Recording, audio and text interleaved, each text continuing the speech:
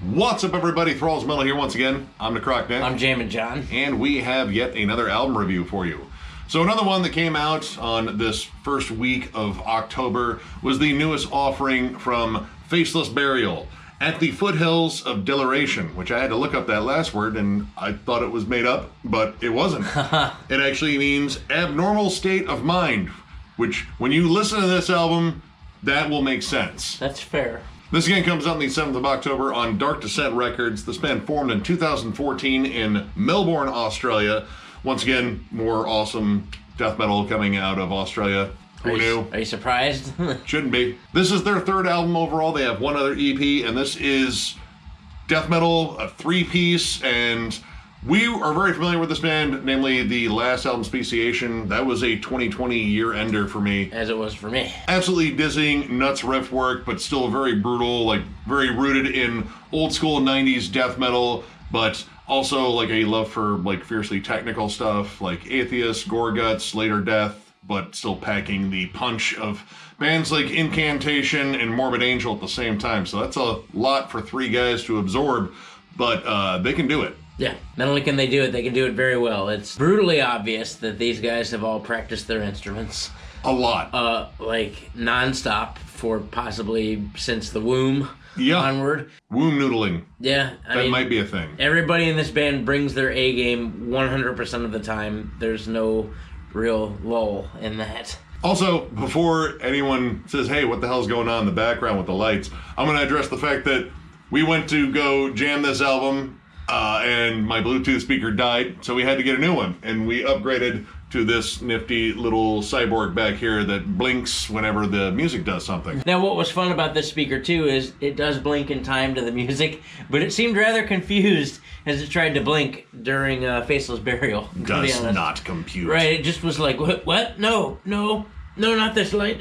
Do we strobe? I don't know. So that should give you like a little bit of a window into how technical and wild this is, because this is possibly more technical than their last one. I thought their last one was, definitely an increase in the technicality of this band, where this band has definitely had like an interesting evolution. Like they started off as more blackened death metal, then slowly started becoming more straight up death metal, very brutal and fucking sludgy and evil sounding. Again, the Incantation comparisons I think are there, and even Blood Incantation too, because as they kept going, they kept getting more technical, more spacey and cosmic, and this is definitely, I would say, like peak technical for them, because this is just nuts. So this record wastes absolutely no time getting to the point. There's no intro, there's no nothing. It just immediately kicks in the door and shoves 40 riffs down your face. It's like getting hit in the face with a hornet's nest. Like, bam, we're going. Yep. Opening track, Equipoise Recast, is just that. Blast beats, grimy, snarled riffs, evil and cold sounding, yet just thrown at you with the most ferocity, I think, available. It's very busy. Like, there are constantly crawling riffs. The drum work on here is absolutely insane. You're pretty much up there with some of the gods. Even in the slower moments on here, when they eventually do slow down, everything is very cleverly accented. The fills are very ornate and very constant. Like, this kind of has that sort of stream of drumming consciousness you hear in the works of like Brondaler or even Dauber Beverly from Malignant Altar. They're really cool, like just keep it busy, keep it kind of loose and almost kind of jazzy. That really kind of just propels the songs. And plus, when you have insanely good bass work and insanely good guitar work behind it, like this really is quite dizzying to listen to. And this opening track is like, there's no real buffer zone. There's nothing to really kind of get you settled in, because it just fucking goes. Yep, just riff after riff after riff. Now, I won't state that it's riff after riff to the point where it's not cohesive, because it is, but it never stops assaulting you. Just punch after punch after punch. The same can be said in the song From the Bastion to the Pit. Holy fucking blast beats, crazy atonal melodies. It is a full-on sonic assault. Albeit, though, in this song, I'll give you very entertaining hooks. It's got this really cool accented riff within the intro that accents on the off note all the time. Yeah, and that's sort of a testament to like how clever the songwriting is in general. while it is very busy, there's a lot of cool stuff that like they're kind of letting like measures carry on like a little bit longer, and then coming in on offbeats, adding dissonant and atonal riffs to it, and it does add to the atmosphere. But it's the whole riff a minute style where it's like, all right, you get this for a little bit, but we're on to the next part, and the transitions are wild, like almost unpredictable. Like sometimes I was kind of caught off guard as to where they came in. But at the same time, this band does know the power of a good hook in terms of repeating it. Songs like A Mire of Penitence and Redivas through Vaticination. Pretty sure I got at least one of those words wrong. Those songs, they have all these clever hooks. Like they have all these very technical, pieces. Like again, very similar to like Gorguts, Later Death, Atheist, but again with that sort of brutal heaviness to it. They lay on them a little bit longer. They bookend them. They add more to them, and I like this side of this band here. The opening to A Mire of Penitence opens up with one of the most distinct riffs on the entire album. It's not fiercely technical. It is rooted in just a brutal, brooding vibe. Brutal death metal. I compared the opening riff to 200 Stab Wounds. This song is a little bit more chuggy. As much as we talk about the fury of these riffs, there is some chug here. Now, in some songs you have to search for them, but in A Mire of Penitence, that is definitely chuggy, and then there's a sweet, kind of off-time, bouncy drum groove. Like, they really keep you engaged, but like in an ADHD sort of way. Yeah, like, in terms of like how songs flow, add more technicality to like Tomb Mold. Except, like you kind of lose a little bit of the grip because the production here is definitely different than the last one. It's a little bit tighter, a little bit more compressed, but I think that kind of benefits in terms of being able to pick out the more technical moments. Correct. Yeah, I would state that. Yeah, the upgrade in production, I think, is to let all the instruments be heard because there's so much going on. It's really impressive to catch as much as you do. At the same time, though, I did like the production on Speciation because I like murky old school death metal, and I like a little bit of filth in there, but at the same time, hearing the bass work being more distinct on this is like, all right, that's sort of another level of appreciation for this band now. And as busy as this is, they do let some moments breathe for just atmosphere's sake. The interlude, or instrumental, we'll call it an instrumental, Haruspex at the Foothills of Deliration. This starts off like kind of heavy, but then it just sort of transposes into very clean, very pretty melodies. It's very sort of washy, and like there's big synths in the background. There's even some like maybe synthesized angelic vocals. Yeah, and I like those. That's a good touch. It's the most calm moment on the album because this album is like a fucking 5-year-old that just chugged a 2-liter of Mountain Dew running around. It's like, okay, what are you doing? Like, just hold the fuck still for a goddamn minute. I ate a half cup of sugar! Ah! But there's even moments in Equipoise Recast and in Mire of Penitence where they slow it down and add these very kind of like cosmic death doom breaks. It slows down for a little bit. You get more like single note chugs and like some dissonant atmosphere behind it. And it kind of just opens up the song and lets it breathe a little bit because this can be kind of suffocating in the amount of shit that is going on here. Yeah, certainly not for the novice listener. Even if you like technical death metal, you better bring your A game because the band certainly brought it. I think one of my takeaways, though, too, in those breakdown moments are even the breakdown, and every breakdown, is still busy. While the drummer may slow it down for just a moment, or at least slow down at least the tempo, because even he's still going, there's always a fill. There's always something accented. The guitars are still usually going a mile a minute, but the overall pace of it is slower. And that's the only thing about the breakdown that's slower. Which is kind of a thing on this album, too, is, there is a ton of technicality. Like, this is a dizzying, head-spinning fucking listen, and at points it even sounds as though these 3 members are reading 3 different musical theory books and sort of just playing along. Like, it does come together well. Like, at no point does it sound like sloppy. It just sounds cluttered, like kind of confusing in spots. That was one of my issues with From the Bastion to the Pit. While I like the song, I think it's, a little bit more brutal and just intense.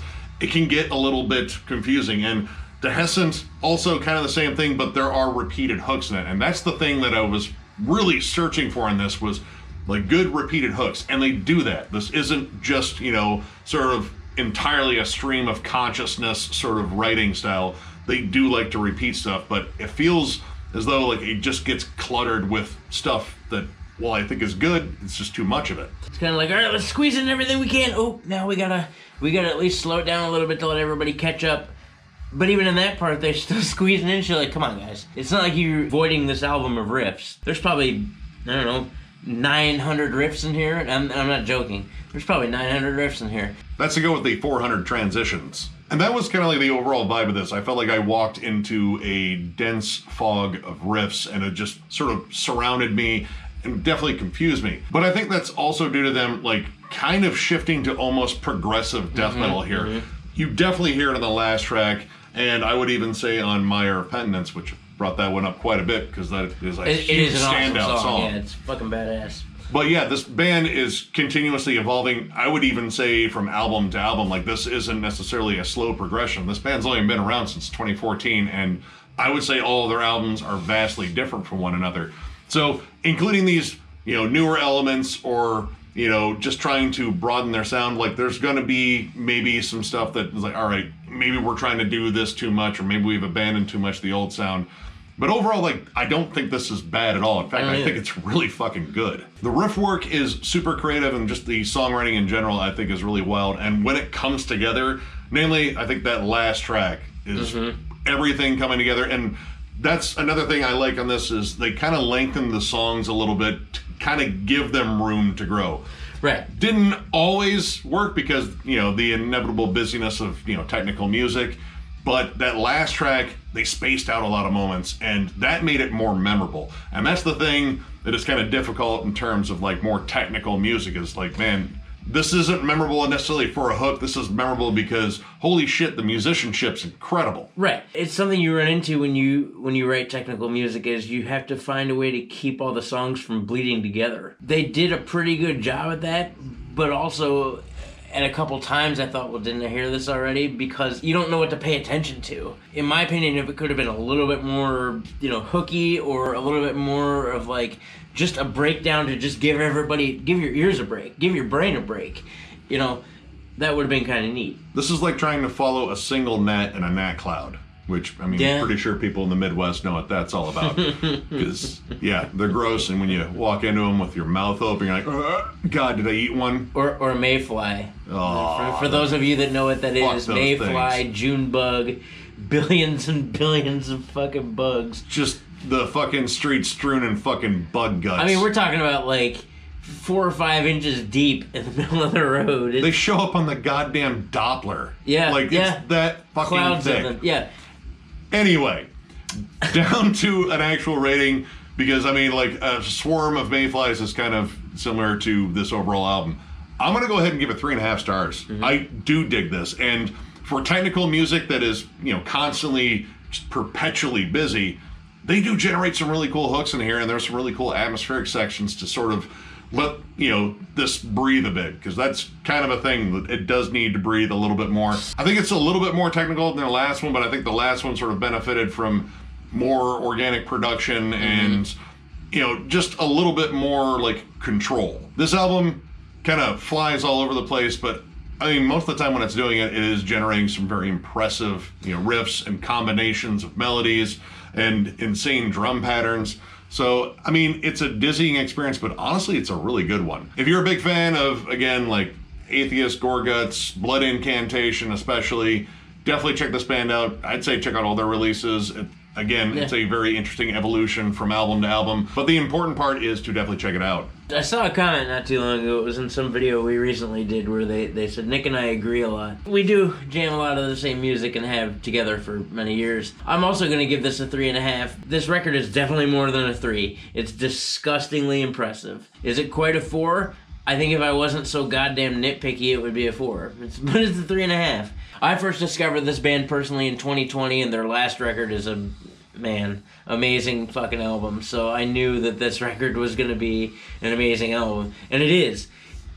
It just needs a little bit more break in between dizzying riff to dizzying riff to dizzying riff to dizzying riff to insanity. Like, and I'm not saying there's anything wrong with constant insanity, but to keep your brain engaged so you don't get lost, it'd be cool to break it up a little bit more. Again, I'm not saying this is a bad band whatsoever. This band whoops ass. No. It is abundantly apparent from the second you push play. on this album to the time it finishes that these guys have definitely done their homework and are definitely capable of writing pure insanity. And that's really fucking cool. But yeah, but a 3.5 for me. Much like Nick said, if you guys haven't heard this band before, you're doing yourself a disservice. Definitely go out and check it out. Listen to all their records because it is quite the progression. So, if you enjoyed this review, give it a thumbs up, and if you are new to the channel, subscribe, because we do stuff like this all the time. We are also on Patreon. If you'd like to help us out there, there's a link down below to thrallsmetal.com. Our Patreon link is there, as well as our shop for our shirts. We will have different merch here soon-ish. We also have an audio version of some of our episodes on there, in case you just don't want to look at us, which, again, we totally get it. I get it. And, of course, thank you all so much for liking, subscribing, following. It's amazing doing this. I actually had the pleasure of attending Metal Meltdown's 10,000K live stream today, and to see him as happy as we were when we got to like 10,000 too, awesome. You know, this whole fucking YouTube thing has been so much fun, and it continues to be fun, hence why we're still here. Right, exactly. Hence why we keep doing it. At this point in the game, we're doing it because we've also kind of fallen in love with the community here and the, you know, what we're building, and it's crazy to see it go from 2 dudes reviewing an album in the basement to fucking set and lights and shit. Like, come on. And 2 dudes reviewing and 2 dudes reviewing an album. I mean, I can't sway from that. But, yeah, good. Again, shout out to Metal Meltdown. Good job, man. You're going places and we're fucking happy for you. So with that, thank you all one more time, because this is that part of the video, and we will catch you later.